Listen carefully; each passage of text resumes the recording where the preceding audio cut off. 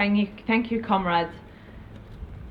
I acknowledge that we're standing on the stolen land of the Kondamuka people. And as I stand here for justice for the Palestinian people, I also stand for justice for the indigenous people in this country who have suffered centuries of brutal colonialism under the banner and pretext of civilization.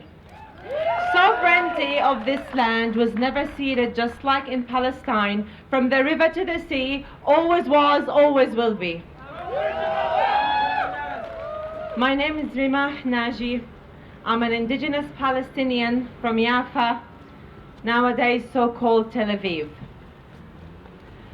I'd like to acknowledge all unions present today, and I'd like to acknowledge my comrades, unionists from all trades and professions. I acknowledge the students who are with us here today.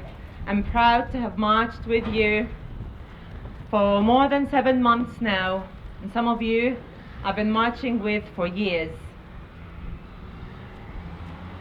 I'm a member of the National Tertiary Education Union, the NTEU, and I'd like to acknowledge my comrades from NTEU who have provided unwavering support and solidarity for the Palestinian people throughout this struggle.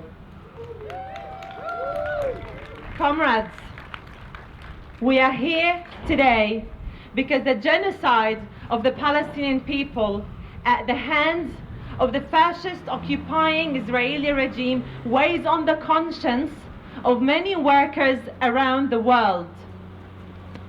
It's been more than 7 months since our fellow unionists in Palestine have launched a call for unions and labor organizations around the globe to intensify our efforts to put an end to Israel's hegemony, to put an end to Israel's genocide in Gaza.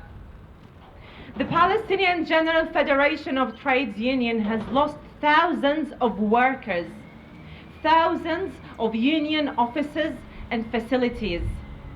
Workers have been targeted and killed along with their entire families. The General Federation of Trades Union, the headquarters in Gaza City, was bombed, was targeted and bombed.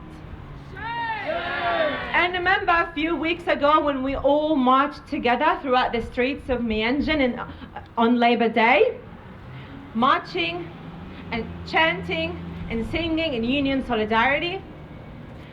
Our fellow unionists and workers of Palestine were busy picking the pieces of the lifeless bodies of their family members, shrouding people, hundreds of people who have been killed around the clock, trying to make sense of a world that had left them behind under the merciless, imperialist world that provides this genocidal Israeli regime with all the weaponry it needs to commit its genocide.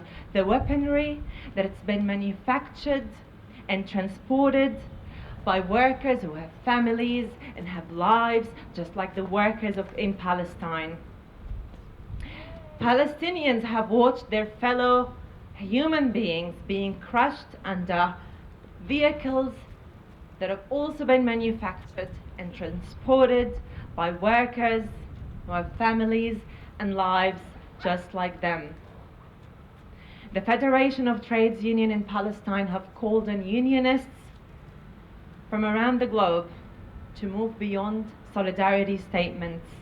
And I'm telling you, solidarity statements have expiry dates. They have expired now. Now is the time to act. As unionists, we know we do not reinforce illusions in capitalist diplomacy. We mobilize the full strength of the labor movement to strike a blow against colonialism. Down with colonialism. You know, they've also colonized language. And I know that almost all of us here have talked about my fellow speakers before me. We all spoke about peace, and peace is such a noble word. But even this has been colonized. So now it's become a tool to further oppress the oppressed. Because Australia is committed to peace, right? The US is committed to peace. Well, wait for it. Israel is committed to peace. What they're really committed to is maintaining the status quo that we want to challenge.